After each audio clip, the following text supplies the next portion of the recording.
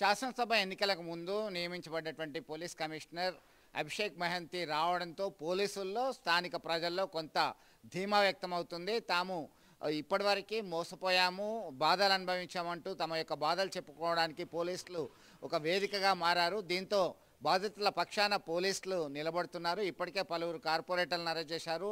మాజీ మంత్రి ముఖ్య అనుచరులను సైతం అరెస్ట్ చేశారు. అక్రమ భూదందా చేసేవాళ్ళు, భూ కబ్జాలకు పాల్పడి బెదిరింపులకి పాల్పడేటువంటి వాళ్ళు, డబ్బులు తీసుకొని ఎగబెట్టిన వాళ్ళందరినీ కూడా రిమాండ్ చేస్తూ తనేంటో నిరూపించుకుంటున్నాడు అభిషేక్ మహంతి. ఈ క్రమంలో తాజాగా ఇప్పటికే దాదాపు 20 మందికి పైగా స్థానికంగా హవా కొనసాగించినటువంటి వాళ్ళందరినీ కూడా జైలుకు పంపించడం జరిగింది.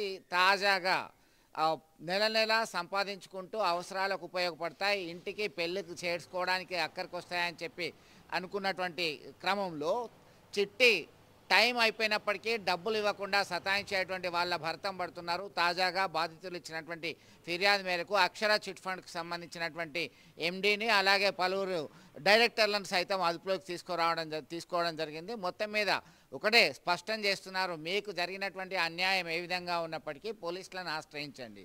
స్థానికంగా ఎకనామిక్ అఫెన్స్ వింగ్ అనేది ఏర్పాటైంది. ఎకనామిక్ అఫెన్స్ వింగ్ పూర్తి స్థాయిలో బాధితుల పక్షాన అండగా ఉంటుంది, విచారణ జరుపుతుంది. నిజంగానే వీరు దరఖాస్తు చేసుకున్నారా, వీరి ఫిర్యాదులో న్యాయం ఉందా అని చెప్పేసి ముందస్తుగా నిగ్గు తేల్చిన తర్వాతనే ముందుకెళ్తున్నారు.